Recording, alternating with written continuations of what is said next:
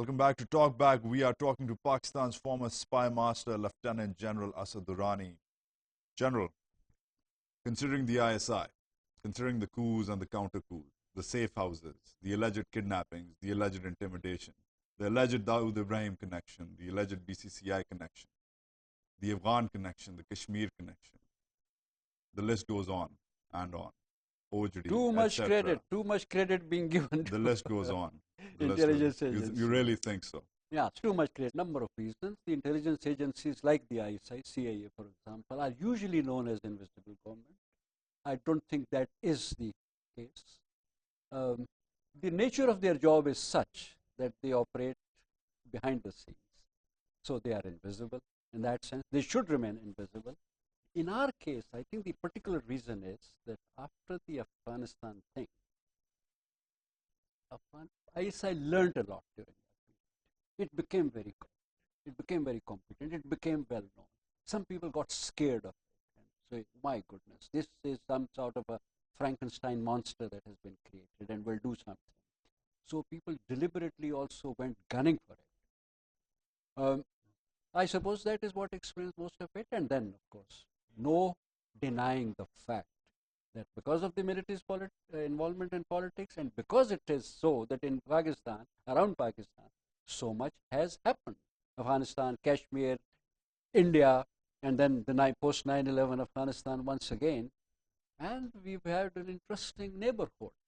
We have Iran on one side. We also have the Xinjiang business in the north. Soviet Union falling apart. So much when it happens, an organization like the External Intelligence Agency would get that sort of profile. I have no problem when people outside come and criticize us. When people within the country, at times thoughtlessly, also to the same line. So that's interesting. Do you think there's a global agenda to wipe the ISI's reputation out? Because that's, you said you have a problem with people who come from outside, who come into this country. Is there an agenda against the ISI? Is that what you're saying? That is very natural. People have an agenda against the CIA, and Mossad is the targeted one. But the KGB never was very comfortable. The ISI is the new bad boy of the global press. ISI is because of the reason that I have told you. And so once such a development takes place, it is quite natural on part of some people who are not our well-wishers to try and get scary, get worried, and clip the wings of an organization like that. You also use another interesting word. Well, clip the wings is an interesting choice, but you called it a Frankenstein's monster. That is the fear that people have, and Frankenstein monsters do get created. It's not, ISI was not one of them, and I'm not going to say that ISI was likely to become one. Of course, a powerful organization anywhere, can grow out of its shoes, but the Frankenstein monsters are when you create clandestine groups. It can be RTTE, it can be the Khalistan movement. General, what is the ambit of the ISI? What is the portfolio? What is it supposed to do? Yeah, because we think it does everything, don't we?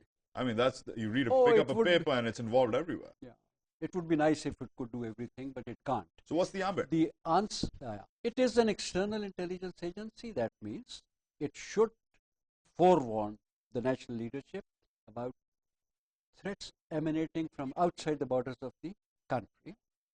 It should be able to carry out a certain counterintelligence against enemies' efforts to find out information about this country, which is vital for us. And lastly, and that is again a task given to almost every such agency, and that is carry out a special operation like Afghanistan. The General, is it doing just those things? Yes, except for the it's doing just those things. The ISI is not involved in the politicized movements of this country. The ISI is not involved in making the so-called King's Party. The ISI is not involved in evidently just you were involved in making the IJI. The ISI is not involved in kidnappings. The ISI is not involved in wiretappings. The ISI is not involved in the intimidation or the kidnapping of journalists. Is that what you're saying? It's just doing these three external jobs which you just listed out. Is that what you're saying? I didn't say that. I said these are the three tasks given to the agencies but then you said like that's all they're doing. No, I didn't say. If I said that, then that was wrong. I've already, in the previous parts, I have said that it gets involved because of the military's involvement in politics. It gets involved in so many other things which are at the expense of some of its very good work. It's wrong. I don't like it. But it does get involved. And whatever it does in the process, which is unlawful, let me say, well, that would be wrong.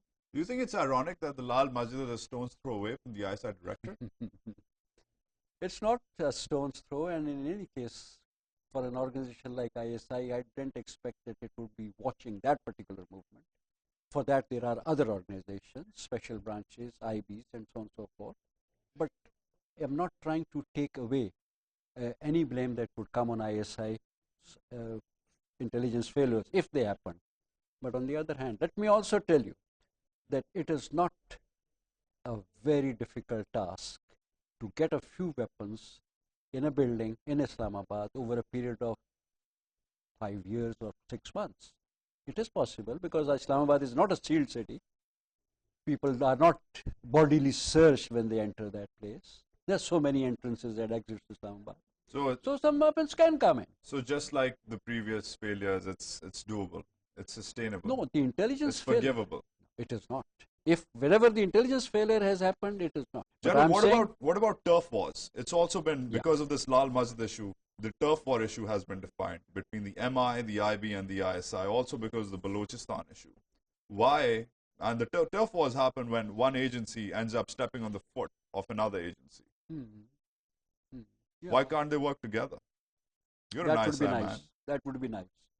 Turfs war are inherent in this job. Some of them one can live with. But if they go beyond a certain limit. Isn't it because the ISI is a little over-ambitious, sir? No, it is the tasking that gets done. For example, if I were to believe that some organizations are trying to do the job of the ISI, like the MI or the IB, then I would say it would be wrong. Any tasking that has been done in this manner would not work out very well. You see, when you say that why can't they work together, that is the right question.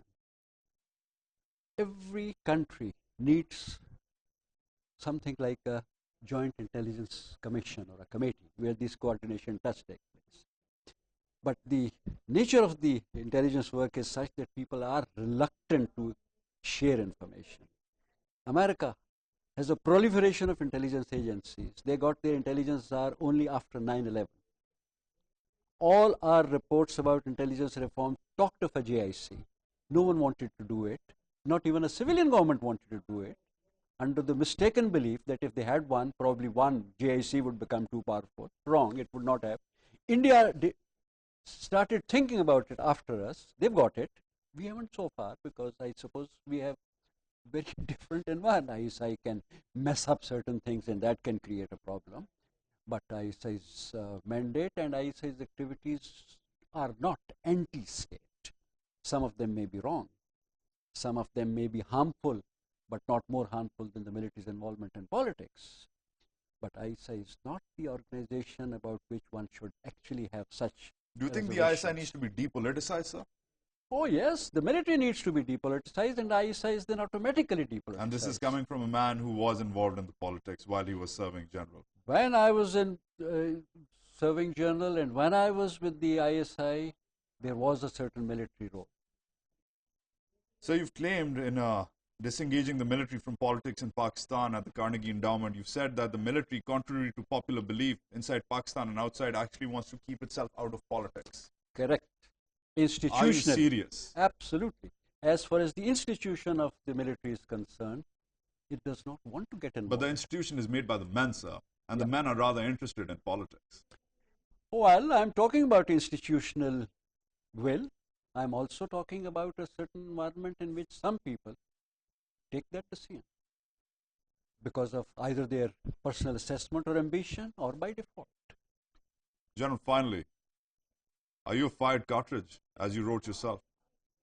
I said I was, writing in a very light vein, but practically, if you come to look at it, it can be considered as a fired cartridge, but if this is the aura that a retired military officer has, then I am happy to now change my mind and say, no, there is perhaps some arrows still left in my quiver.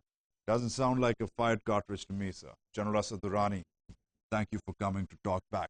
That was General Asad Durrani. Stay with us. for more guests, for more compelling questions, for more tough questions, for more compelling people, for more tough people next week. Email us at talkback@dawnnews.tv. We appreciate your views. I'm Wajahat S. That's it from me and the TalkBack team. Have a good night.